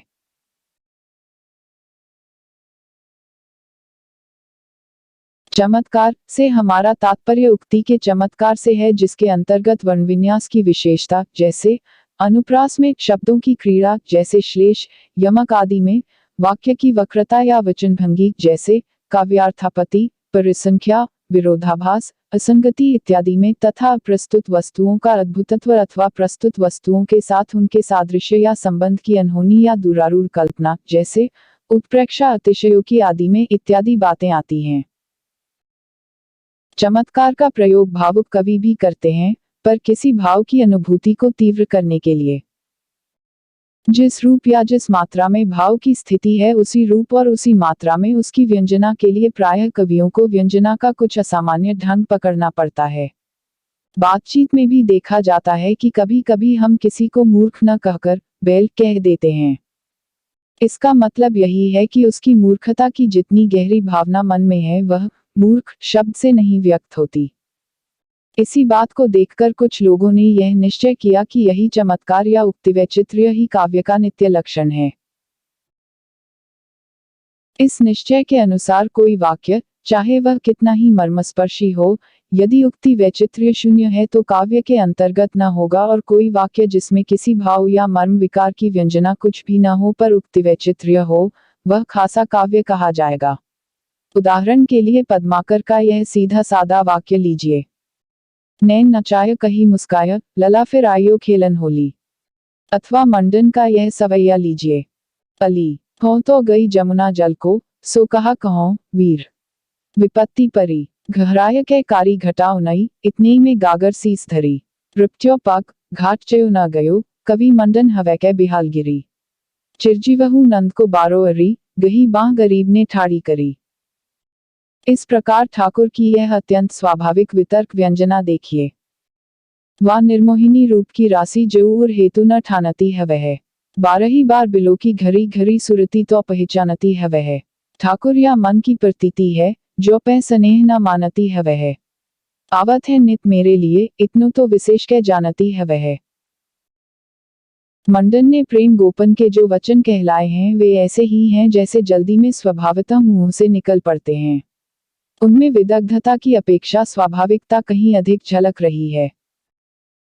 ठाकुर के सवैये में भी अपने प्रेम का परिचय देने के लिए आतुर नए प्रेमी के चित्त के वितर्क की सीधे सादे शब्दों में, बिना किसी वैचित्र्य या लोकोत्तर चमत्कार के, व्यंजना की गई है।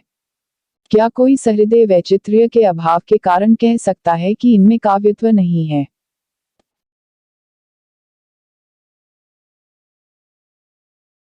अब इनके सामने उन केवल चमत्कार वाली उक्तियों का विचार कीजिए जिनमें कहीं कोई कवि किसी राजा की कीर्ति की धवलता चारों ओर फैलती देख यह आशंका प्रकट करता है कि कहीं मेरी स्त्री के बाल भी सफेद न हो जाएं, अथवा प्रभात होने पर कौवों के कांव कांव का कारण यह भय बताता है कि कालिमा या अंधकार का नाश करने में प्रवृत्त सूर्य कहीं उन्हें काला देख उनका भी नाश न कर दे। भोज प्रबंध तथा और सुभाषित संग्रहों में इस प्रकार की उक्तियां भरी पड़ी हैं। केशव की रामचंद्रिका में 25 ऐसे पद्य हैं जिनमें अलंकारों की भद्दी भरती के चमत्कार के सिवा हृदय को स्पर्श करने वाली या किसी भावना में मग्न करने वाली कोई बात न मिलेगी। उदाहरण के लिए पताका और पंचवटी के ये वर्णन लीजिए। पताका अति सुंदर अति साधु, थिर न रहती पलाधु, परम तपो में मानी, दंधारिणी जानी। पंचवटी बेर भयानक सी अति लगई, अर्क समूह जहां जग में गई। पांडव की प्रतिमा सम लेखो, अर्जुन भीम महामती देखो। है सुभगा सम दीपति पूरी, सिंदूर और तिलकावली रूरी। राजती है यह ज्यों कुल कन्या, धाय विराजती है संग धन्या। क्या कोई भावुक इन उक्तियों के शुद्ध काव्य कह सकता है? क्या ये उसके मर्म का स्पर्श कर सकती हैं? ऊपर दिए हुए अवतरणों में हम स्पष्ट देखते हैं कि किसी उक्ति की तह में उसके प्रवर्तक के रूप में यदि कोई भाव या मामिक अंतर्वृत्ति छिपी है तो चाहे वैचित्र्य हो या न हो, काव्य की सरलता बराबर पाई जाएगी। पर यदि कोरा वैचित्र्य या चमत्कार ही चमत्कार तो थोड़ी दूर के लिए कुछ कुतूहल या मनबहलाव चाहे हो जाए, पर काव्य को लीन करने वाली सरसता न पाई जाएगी। केवल कुतूहल तो बालवृत्ति है। कविता सुनना और तमाशा देखना एक ही बात नहीं है। यदि सब प्रकार की कविता में केवल आश्चर्य या कुतूहल का ही संचार माने तब तो अलग अलग स्थायी भावों की रस रूप में अनुभूति और भिन्न भिन्न भावों के आश्रयों के साथ तादात्म्य का कहीं प्रयोजन ही नहीं रह जाता। यह बात ठीक है कि हृदय पर जो प्रभाव पड़ता है, उसके मर्म का जो स्पर्श होता है, वह उक्ति ही के द्वारा। पर उक्ति के लिए यह आवश्यक नहीं कि वह सदा विचित्र, अद्भुत या लोकोत्तर हो, ऐसी हो जो सुनने में नहीं आया करती या जिसमें बड़ी दूर की सूझ होती है। ऐसी उक्ति जिसे सुनते ही मन किसी भाव या मार्मिक भावना, जैसे प्रस्तुत वस्तु का सौंदर्य आदि, में लीन न होकर एक बारगी कथन से अनूठे ढंग, वर्ण विन्यास या पद प्रयोग की विशेषता, दूर की सूझ, कवि की चातुरी या निपुणता इत्यादि का विचार करने लगे, वह काव्य नहीं, सूक्ति है। बहुत से लोग काव्य और सूक्ति को एक ही समझा करते हैं, पर इन दोनों का भेद सदा ध्यान में रहना चाहिए। जो उक्ति हृदय में कोई भाव जागृत कर दे या उसे प्रस्तुत वस्तु या तथ्य की मार्मिक भावना में लीन कर दे, वह तो है काव्य। जो उक्ति केवल कथन के ढंग के अनूठेपन, रचना वैचित्र्य, चमत्कार, कवि के श्रम या निपुणता के विचार में ही प्रवृत्त करे, वह है सूक्ति। यदि किसी उक्ति में रसात्मकता और चमत्कार दोनों हो तो प्रधानता का विचार करके सूक्ति या काव्य का निर्णय हो सकता है। जहां उक्ति में अनूठापन अधिक मात्रा में होने पर भी उसकी तह में रहने वाला भाव अच्छन नहीं हो जाता, वहां भी काव्य ही माना जाएगा। जैसे देव का यह सवैया लीजिए। सासन ही में समीर गयो अरु आंसुन ही सब नीर गयो ढरी। तेज गयो गुण लय अपनो अरु भूमि गई तन की तनुता करी। देव जियई मिले बेई की आस कै, आसहु पास आकाश रहियो भरी। जा दिन ते मुख फेरी हरे हंसी हैरी हियो जो लियो हरी जू हरी। सवैये का अर्थ यह है कि वियोग में उस नायिका के शरीर को संगठित करने वाले पंचभूत धीरे धीरे निकलते जा रहे हैं। वायु दीर्घ निश्वासों के द्वारा निकल गई, जल तत्व सारा आंसुओं ही आंसुओं में ढल गया, तेज भी न रह गया, शरीर की सारी दीप्ति या कांति जाती रही, पार्थिव तत्व के निकल जाने से शरीर भी क्षीण हो गया। अब तो उसके चारों ओर आकाश ही आकाश रह गया है, चारों ओर शून्य दिखाई पड़ रहा है। जिस दिन से श्री कृष्ण ने उसकी ओर मुंह फेरकर ताका है और मंद मंद हंसकर उसके मन को हर लिया है, उसी दिन से उसकी यह दशा है। इस वर्णन में देवजी ने विरह की भिन्न भिन्न दशाओं में चार भूतों के निकलने की बड़ी सटीक उद्भावना की है। आकाश का अस्तित्व भी बड़ी निपुणता से चरितार्थ किया है। यमक अनुप्रास आदि भी है। सारांश यह कि उनकी उक्ति में एक पूरी सावयव कल्पना है, मजमून की पूरी बंदिश है, पूरा चमत्कार या अनूठापन है। पर इस चमत्कार के बीच में भी विरह वेदना स्पष्ट झलक रही है, उसकी चकाचौंध में अदृश्य नहीं हो गई है। इसी प्रकार मतिराम के इस सवैये की पिछली दो पंक्तियों में वर्षा के रूपक का जो व्यंग्य चमत्कार है वह भाव शबलता के साथ अनूठे ढंग से गुम्फित है। दो आनंद सो आंगन मांझ बिराजे अषाढ़ की सांझ, सुहाय प्यारी के बूझतर और तिया को अचानक नाम लियो रसिकाए। आई उन्हें मुंह में हंसी, कोही तिया पुनी चाँप सी भौं चढ़ाई। आँखिन ते गिरे आंसू के बूंद, सुहाग गयो उड़ी हंस की नाई। इसके विरुद्ध बिहारी की उन उक्तियों में जिनमें विरहिणी के शरीर के पास ले जाते शीशी का गुलाब जल सूख जाता है, उसके विरह ताप की लपट के मारे माघ के महीने में भी पड़ोसियों का रहना कठिन हो जाता है। कृशता के कारण विरहिणी सांस खींचने के साथ दो चार हाथ पीछे और सांस छोड़ने के साथ दो चार हाथ आगे उड़ जाती है। अत्युक्ति का एक बड़ा तमाशा ही खड़ा किया गया है। कहाँ यह सब मजाक, कहाँ विरह वेदना। यह कहा जा चुका है कि उमड़ते हुए भाव की प्रेरणा से अक्सर कथन के ढंग में कुछ वक्रता आ जाती है।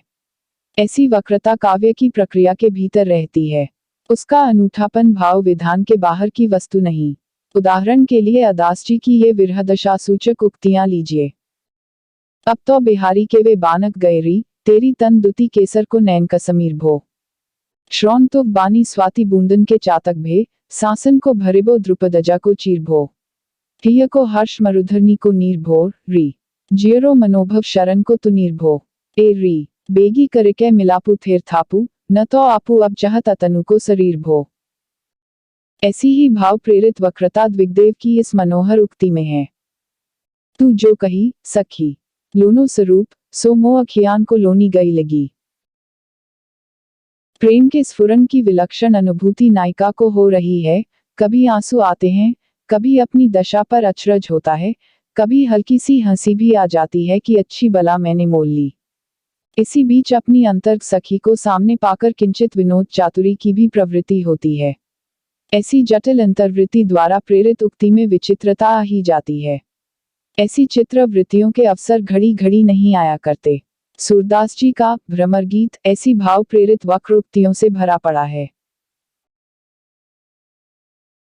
उक्ति की वहीं तक की विचिन्भंगी या वक्रता के संबंध में हमसे कुंतल जी का विक्रोक्ति काव्य जीवितम मानते बनता है, जहां तक कि वह भावानुमोदित हो या किसी मार्मिक अंतर्वृत्ति से संबद्ध हो, उसके आगे नहीं।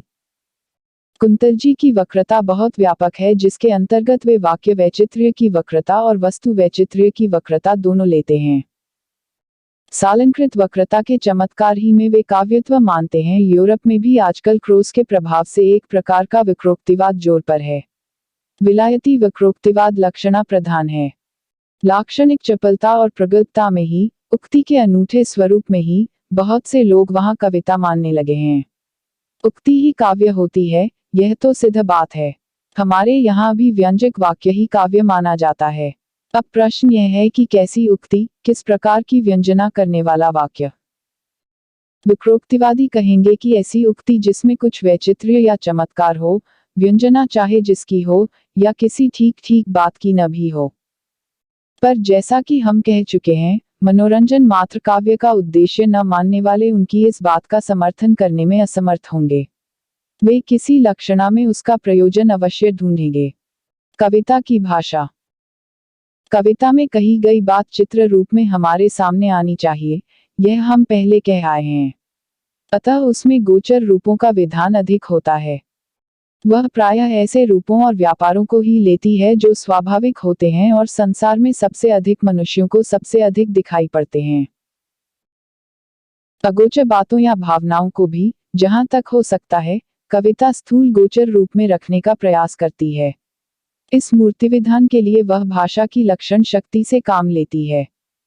जैसे समय बीता जाता है कहने की अपेक्षा समय भागा जाता है कहना वह अधिक पसंद करेगी। किसी काम से हाथ खींचना, किसी का रुपया खा जाना, कोई बात पी जाना, दिन ढलना या डूबना, मन मारना, मन छूना, शोभा बरसना, उदासी टपकना इत्यादि ऐसी ही कवि समय सिद्ध उक्तियां हैं जो बोलचाल में रूढ़ी होकर आ गई है। लक्षणा द्वारा स्पष्ट और सजीव आकार प्रदान का विधान प्रायः सब देशों के कवि कर्म में पाया जाता है। कुछ उदाहरण देखिए।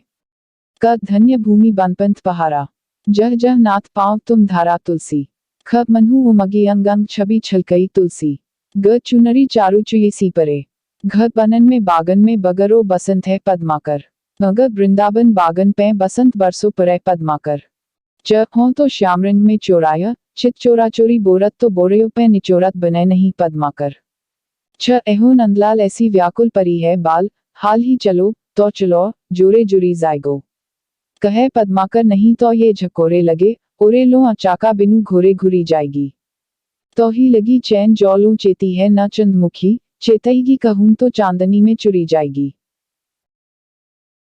इन उदाहरणों से स्पष्ट है कि वस्तु या तथ्य के पूर्ण प्रत्यक्षीकरण तथा भाव या मार्मिक अंतर्वृत्ति के अनुरूप व्यंजना के लिए लक्षणा का बहुत कुछ सहारा कवि को लेना पड़ता है।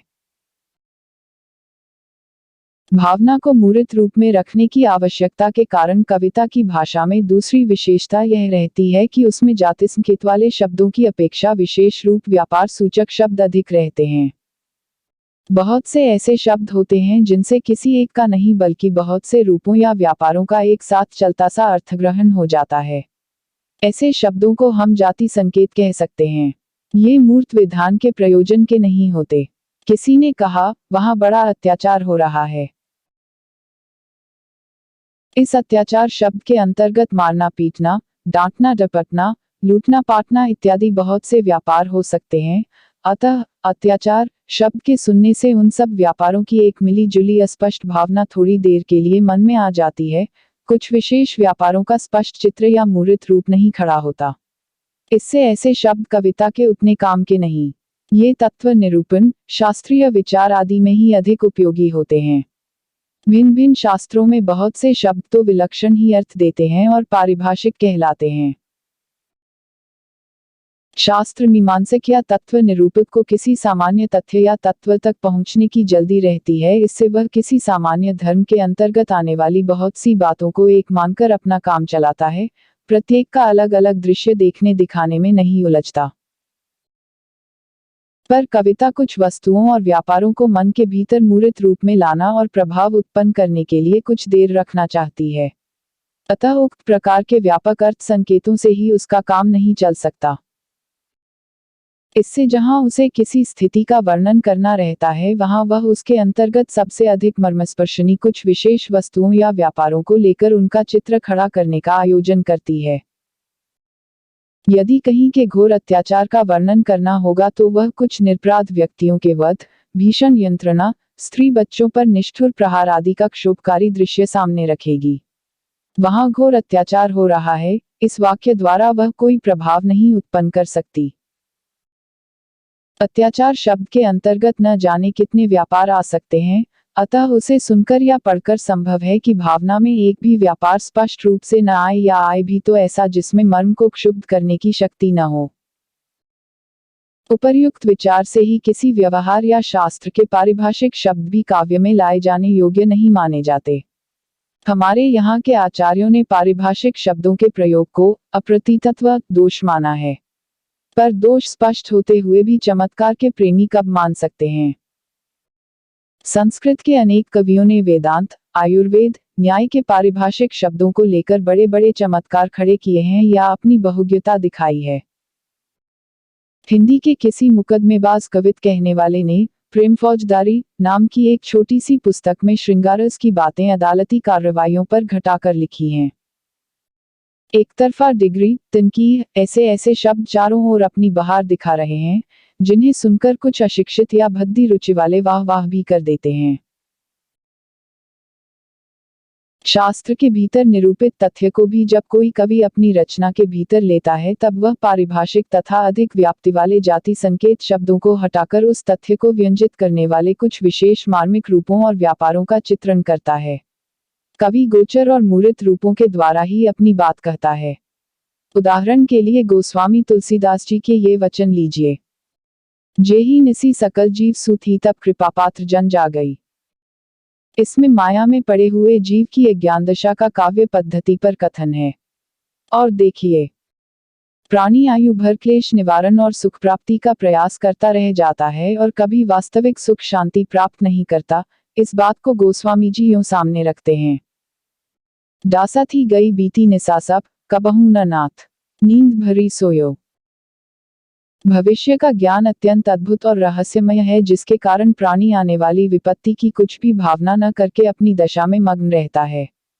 इस बात को गोस्वामी जी ने चरह हरित तृणबलिप्सु इस चित्र द्वारा व्यक्त किया है। अंग्रेज कवि पोप ने भी भविष्य के अज्ञान का यही मार्मिक चित्र लिया है, यद्यपि उसने इस अज्ञान को ईश्वर का बड़ा भारी अनुग्रह कहा है। उस बलिप्सु को देख आज जिसका तू, रे नर, अपने रंग में रक्त बहाएगा वेदी पर, होता उसको ज्ञान कहीं तेरा है जैसा, क्रीड़ा करता कभी उछलता फिरता ऐसा, इंतकाल तक हरा हरा चारा चभलाता, हनन हेतु उसे उठे हाथ को चाटे जाता, आगम का अज्ञ न ईश का परम अनुग्रह। The lamb thy right dooms to bleed today, had he thy reason, would he skip and play? Pleased to the last, he crops the flowery food, and licks the hand just ready to shed his blood. Oh blindness to the future, kindly giving. Essay on man. बातचीत में जब किसी को अपने कथन द्वारा कोई मार्मिक प्रभाव उत्पन्न करना होता है तब वह इसी पद्धति का अवलंबन करता है। यदि अपनी पत्नी पर अत्याचार करने वाले किसी व्यक्ति को उसे समझाना है तो वह कहेगा कि तुमने इसका हाथ पकड़ा है, यह ना कहेगा कि तुमने इसके साथ विवाह किया है। विवाह शब्द के अंतर्गत न जाने कितने विधि विधान हैं जो सबके सब एक बारगी मन में आ भी नहीं सकते और उतने व्यंजक या मर्मस्पर्शी भी नहीं होते। अतः कहने वाला उनमें से जो सबसे अधिक व्यंजक और स्वाभाविक व्यापार हाथ पकड़ना है, जिससे सहारा देने का चित्र सामने आता है, उसे भावना में लाता है। तीसरी विशेषता कविता की भाषा में वर्ण विन्यास की है। शुष्को वृक्षस्तिष्ठत्यग्रे और नीरसतरुरेह विलसति पुरतः का भेद हमारी पंडित मंडली में बहुत दिनों से प्रसिद्ध चला आता है। काव्य एक बहुत ही व्यापक कला है। जिस प्रकार मूर्त विधान के लिए कविता चित्र विद्या की प्रणाली का अनुसरण करती है, उसी प्रकार नाद सौष्ठव के लिए वह संगीत का कुछ कुछ सहारा लेती है। श्रुति कटु मानकर कुछ वर्णों का त्याग वृत्त विधान, लय, अंत्यानुप्रास आदि नाद सौंदर्य साधन के लिए ही हैं। नाद सौष्ठव के निमित्त निरूपित वर्ण विशिष्टता को हिंदी के हमारे कुछ पुराने कवि इतनी दूर तक घसीट ले गए कि उनकी बहुत सी रचना बेडौल और भावशून्य हो गई। उसमें अनुप्रास की लंबी लड़ी, वर्ण विशेष की निरंतर आवृत्ति के सिवा और किसी बात पर ध्यान नहीं जाता। जो बात भाव या रस की धारा का मन के भीतर अधिक प्रसार करने के लिए थी, वह अलग चमत्कार या तमाशा खड़ा करने के लिए काम में लाई गई। नाद सौंदर्य से कविता की आयु बढ़ती है। तालपत्र, भोजपत्र, कागज आदि का आश्रय छूट जाने पर भी वह बहुत दिनों तक लोगों की जिह्वा पर नाचती रहती है। बहुत सी उक्तियों को लोग उनके अर्थ की रमणीयता इत्यादि की ओर ध्यान ले जाने का कष्ट उठाए बिना ही प्रसन्नचित्त रहने पर गुनगुनाया करते हैं। अतः नाद सौंदर्य का योग भी कविता का पूर्ण स्वरूप खड़ा करने के लिए कुछ न कुछ आवश्यक होता है। इसे हम बिल्कुल हटा नहीं सकते। जो अंत्यानुप्रास को फालतू समझते हैं वे छंद को पकड़े रहते हैं, जो छंद को भी फालतू समझते हैं वे लय में ही लीन होने का प्रयास करते हैं। संस्कृत से संबंध रखने वाली भाषाओं में नाद सौंदर्य के समावेश के लिए बहुत अवकाश रहता है। अतः अंग्रेजी आदि अन्य भाषाओं की देखादेखी, जिनमें इसके लिए कम जगह है, अपनी कविता को हम विशेषता से वंचित कैसे कर सकते हैं। हमारी काव्य भाषा में एक चौथी विशेषता भी है जो संस्कृत से ही आई है। वह है कि कहीं कहीं व्यक्तियों के नामों के स्थान पर उनके रूप, गुण या कार्यबोधक शब्दों का व्यवहार किया जाता है। ऊपर से देखने में तो पद्य के नपे हुए चरणों में शब्द खपाने के लिए ही ऐसा किया जाता है, पर थोड़ा विचार करने पर इससे गुरुतर उद्देश्य प्रकट होता है। सच पूछिए तो यह बात कृत्रिमता बचाने के लिए की जाती है। मनुष्यों के नाम यथार्थ में कृत्रिम संकेत है, जिनसे कविता की पूर्ण परिपोषकता नहीं होती। अतएव कवि मनुष्यों के नामों के स्थान पर कभी कभी उनके ऐसे रूप, गुण या व्यापार की ओर इशारा करता है जो स्वाभाविक और अर्थगर्भित होने के कारण सुनने वाले की भावना के निर्माण में योग देते हैं। गिरिधर, मुरारी, त्रिपुरारी, दीनबंधु, चक्रपाणी, मुरलीधर, सव्यसाची इत्यादि शब्द ऐसे ही हैं। ऐसे शब्दों को चुनते समय इस बात का ध्यान रखना चाहिए कि वे प्रकरण विरुद्ध या अवसर के प्रतिकूल न हों। जैसे, यदि कोई मनुष्य किसी दुर्धर्ष अत्याचारी के हाथ से छुटकारा पाना चाहता हो तो उसके लिए हे गोपिकारमन, हे वृंदावन बिहारी आदि कहकर कृष्ण को पुकारने की अपेक्षा हे मुरारी, हे कंसनिकंदन आदि संबोधनों से पुकारना अधिक उपयुक्त है, क्योंकि श्री कृष्ण के द्वारा कंस आदि दुष्टों का मारा जाना देखकर उसे उनसे अपनी रक्षा की आशा होती है, न कि उनका वृंदावन में गोपियों के साथ विहार करना देखकर। इसी तरह किसी आपत्ति से उद्धार पाने के लिए कृष्ण को मुरलीधर कहकर पुकारने की अपेक्षा गिरिधर कहना अधिक अर्थसंगत है। अलंकार। कविता में भाषा की सब शक्तियों से काम लेना पड़ता है। वस्तु या व्यापार की भावना चटकीली करने और भाव को अधिक उत्कर्ष पर पहुंचाने के लिए कभी किसी वस्तु का आकार या गुण बहुत बढ़ाकर दिखाना पड़ता है, कभी उसके रूप रंग या गुण की भावना को उसी प्रकार के और रूप रंग मिलाकर तीव्र करने के लिए समान रूप और धर्म वाली और वस्तुओं को सामने लाकर रखना पड़ता है। कभी कभी बात को भी घुमा फिराकर कहना पड़ता है। इस तरह के भिन्न भिन्न विधान और कथन के ढंग अलंकार कहलाते हैं। इनके सहारे से कविता अपना प्रभाव बहुत कुछ बढ़ाती है। कहीं कहीं तो इनके बिना काम ही नहीं चल सकता, पर साथ ही यह भी स्पष्ट है कि ये साधन है, साध्य नहीं। साध्य को भुलाकर इन्हीं को साध्य मान लेने से कविता का रूप कभी कभी इतना विकृत हो जाता है कि वह कविता ही नहीं रह जाती। पुरानी कविता में कहीं कहीं इस बात के उदाहरण मिल जाते हैं। अलंकार चाहे अप्रस्तुत वस्तु योजना के रूप में हो, जैसे उपमा, रूपक, उत्प्रेक्षा इत्यादि में, चाहे वाक्य वक्रता के रूप में, जैसे अप्रस्तुत प्रशंसा, परिसंख्या, व्याजस्तुति, विरोध इत्यादि में, चाहे वर्ण विन्यास के रूप में, जैसे अनुप्रास में लाए जाते हैं, वे प्रस्तुत भाव या भावना के उत्कर्ष साधन के लिए ही। मुख के वर्णन में जो कमल, चंद्र आदि सामने रखे जाते हैं वह इसीलिए जिनमें इनकी वर्ण रुचिरता, कोमलता, दीप्ति इत्यादि के योग से सौंदर्य की भावना और बढ़े। सादृश्य या साधर्म्य दिखाना उपमा, उत्प्रेक्षा इत्यादि का प्रकृत लक्ष्य नहीं है। इस बात को भूलकर कवि परंपरा में बहुत से ऐसे उपमान चला दिए गए हैं जो प्रस्तुत भावना में सहायता पहुंचाने के स्थान पर बाधा डालते हैं। जैसे नायिका का अंग वर्णन सौंदर्य की भावना प्रतिष्ठित करने के लिए ही किया जाता है। ऐसे वर्णन में यदि कटी का प्रसंग आने पर भीड़ या सिंह की कमर सामने कर दी जाएगी तो सौंदर्य की भावना में क्या वृद्धि होगी। प्रभात के सूर्यबिंब के संबंध में इस कथन से कि है शोणित कलित कपाल यह किल कापालिक काल को, अथवा शिखर की तरह उठे हुए मेघखंड के ऊपर उदित होते हुए चंद्रबिंब के संबंध में इस उक्ति से कि मनहु क्रमेलकपीठ पैं धरियो गोल घंटालसत, दूर की सूझ चाहे प्रकट हो, पर प्रस्तुत सौंदर्य की भावना की कुछ भी पुष्टि नहीं होती। पर जो लोग चमत्कार ही को काव्य का स्वरूप मानते हैं वे अलंकार को काव्य का सर्वस्व कहा ही चाहे। चंद्रालोककार तो कहते हैं कि अंगीकरोति यह काव्यम शब्दार्थावनलंकृति असो न मन्यते कस्मादनुष्णम नलंकृति। भरत मुनि ने रस की प्रधानता की ओर ही संकेत किया था, पर भामह, उद्भट आदि कुछ प्राचीन आचार्यों ने वैचित्र्य का पल्ला पकड़ अलंकारों को प्रधानता दी। इनमें बहुतेरे आचार्यों ने अलंकार शब्द का प्रयोग व्यापक अर्थ में, रस, रीति, गुण आदि काव्य में प्रयुक्त होने वाली सारी सामग्री के अर्थ में किया है। पर ज्यों-ज्यों शास्त्रीय विचार गंभीर और सूक्ष्म होता गया त्यों-त्यों साध्य और साधनों को विविक्त करके काव्य के नित्य स्वरूप या मर्म शरीर को अलग निकालने का प्रयास बढ़ता गया।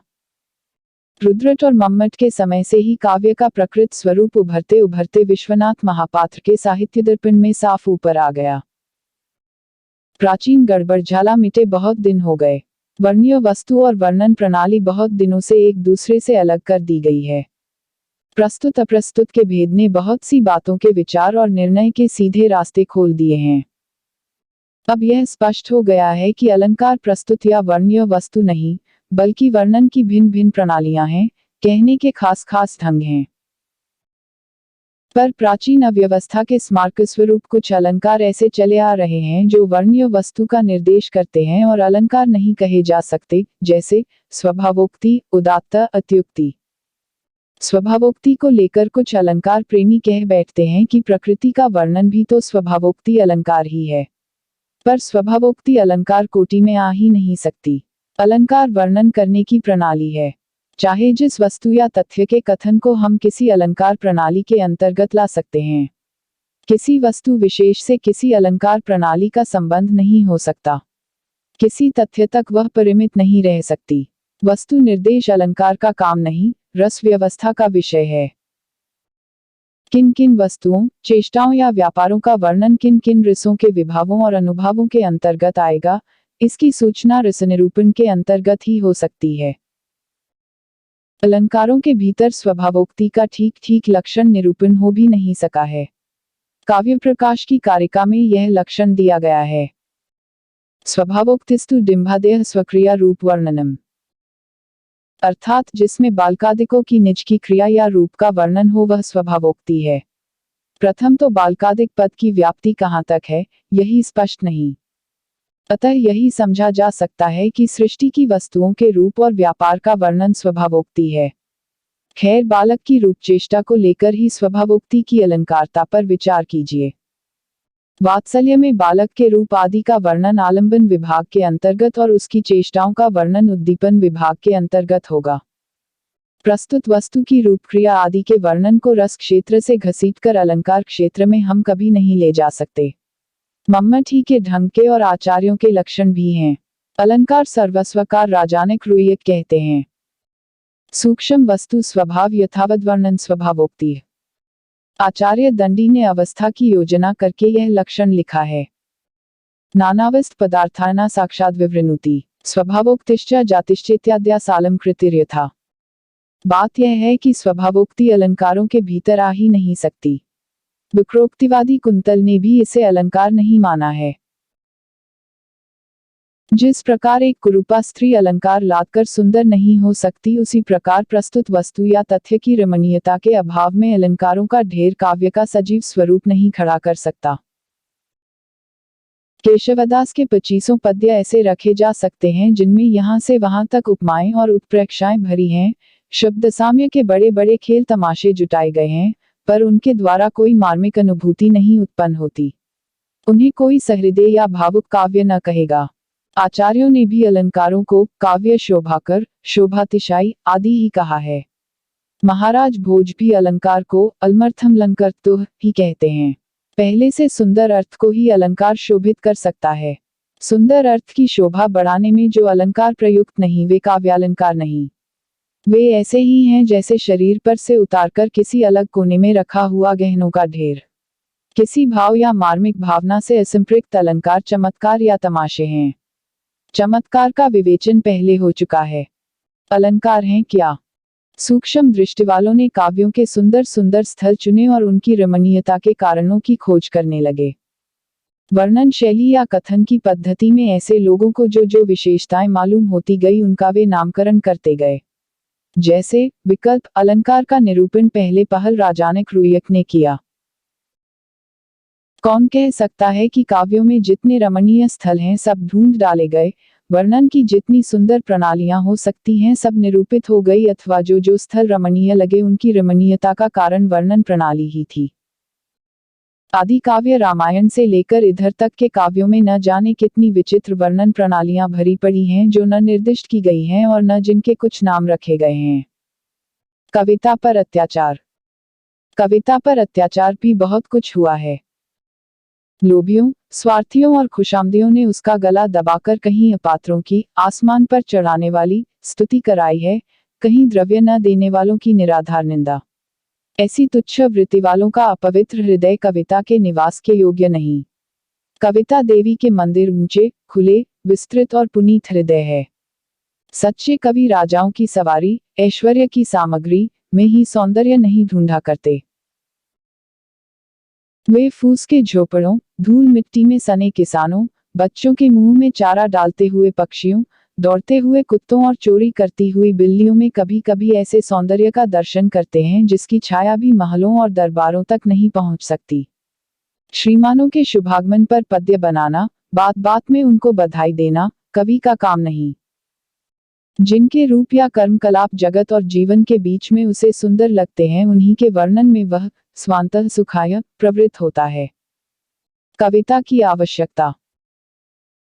मनुष्य के लिए कविता इतनी प्रयोजनीय वस्तु है कि संसार की सभ्य असभ्य सभी जातियों में किसी न किसी रूप में पाई जाती है। चाहे इतिहास न हो, विज्ञान न हो, दर्शन न हो, पर कविता का प्रचार अवश्य रहेगा। बात यह है कि मनुष्य अपने ही व्यापारों का ऐसा सघन और जटिल मंडल बांधता चला आ रहा है जिसके भीतर बंधा बंधा वह शेष सृष्टि के साथ अपने हृदय का संबंध भूला सा रहता है। इस परिस्थिति में मनुष्य को अपनी मनुष्यता खोने का डर बराबर रहता है। इसी से अंतः प्रकृति में मनुष्यता को समय समय पर जगाते रहने के लिए कविता मनुष्य जाति के साथ लगी चली आ रही है और चली चलेगी। जानवरों को इसकी जरूरत नहीं। चिंतामणि। धन्यवाद।